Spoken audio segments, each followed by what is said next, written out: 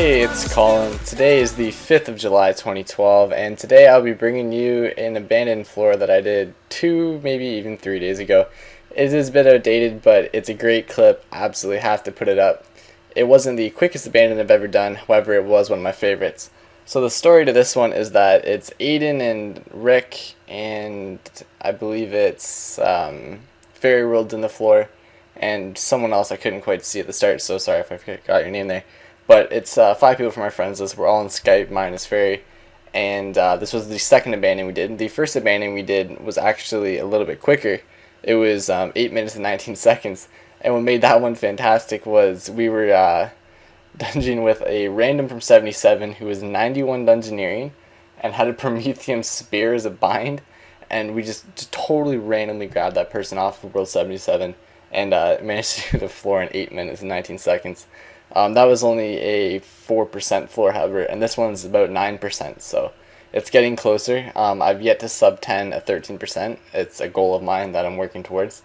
So let's just talk about Dungeoneering. So the secret to doing the abandoned floors is learning how to crit.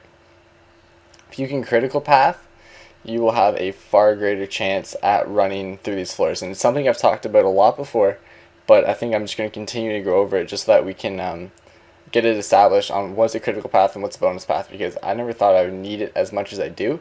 But even in warp floors, when I'm not trying to do them in 9 minutes, I still love to know whether I'm on a bonus or a crit, because if you're the keyer, you definitely want to keep GT on the crit path unless there's nothing else to do, then you put on a bonus path.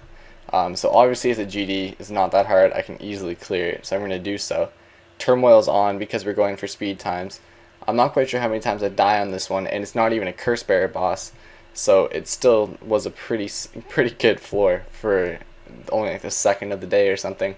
As you see here, this is before the primal, and this is before the hex, so a lot has happened since this was recorded. I don't think it would have sped the floor up too much, just because hex isn't like extremely useful in abandons. As you see, I tell you out here because someone needed the smithing requirement, which is easy. I should leave this path and go back to my GD, but I don't.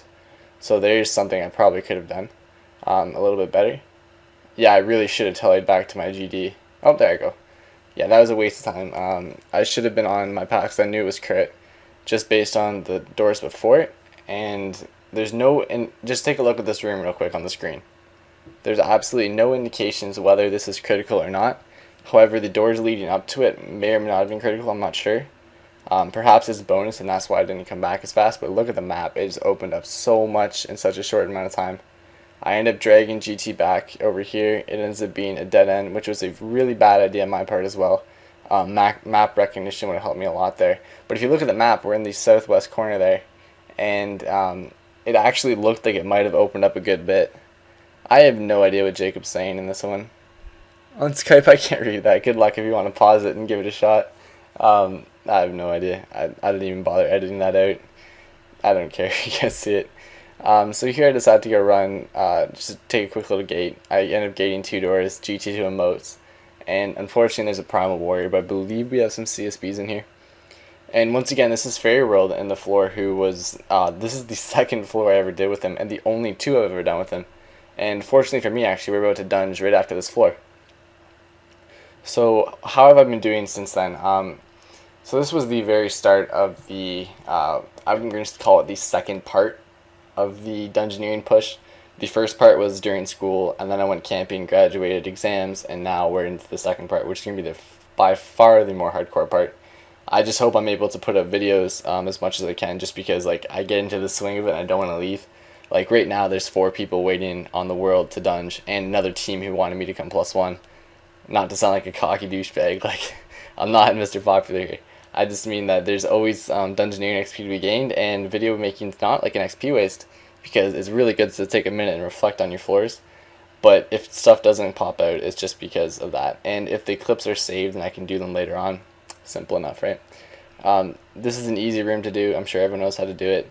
Just matched up with the north. Having 2 people can help and never push. See how I'm trying to push? It's just not going to work. Again, here's 30 seconds I probably could have saved. Dragging GT to a dead end, probably could have saved it. However, I don't even feel bad about that because it looked pretty dead. Which is, it's unfortunate, like it happens. and also not telling back right away. I should have let Rick or Fairy run that path, but I decided not to for whatever reason. So hopefully you guys have been getting some good dungeon XP too. I know Rick's been up there, and I've been dungeoning with a lot of the. If you follow the rune tracker, I'm up to 37th weekly, and I've only been dungeoning for like 3 days or something. Last night, Jake, when I went for Adver, I've dungeoned with Rick and Aiden, and just tons of dungeoneering has been done. As you see here, I know I'm going to die, so I make sure the gate's sends to my inventory. So when I do die, I can just pop right back to it. And it ends up being a key door, which we don't have, so I just leave it. I might actually move my gate a little bit closer. Oh, no, the key was in the room. Okay, that's fine. So yeah, so I'm averaging 2 mil plus a day. However, my great story, last night it was about 2:30 in the morning, and I'm in my room dungeon with Jacob. Not that he's not in my room, he's in Britain. But whatever, I'm in my room, and I'm on DG, and I'm Skyping with Jacob, whatever.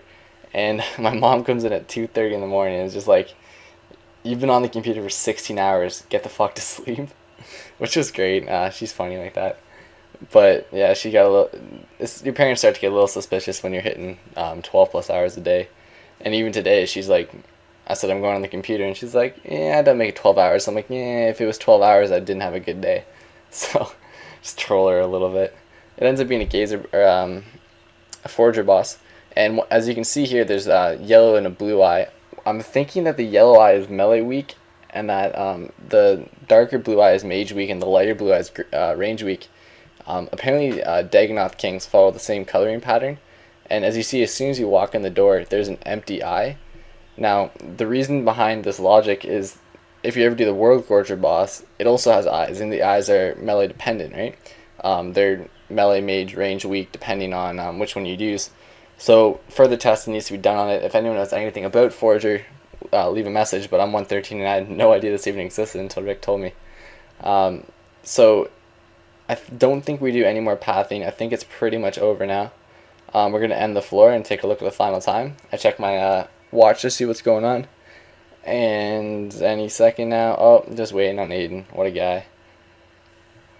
So as you can see, there was a 9-minute 39-second floor, 9%, which isn't too bad. 50k XP in 10 minutes, so you're looking at 300k XP an hour doing abandons.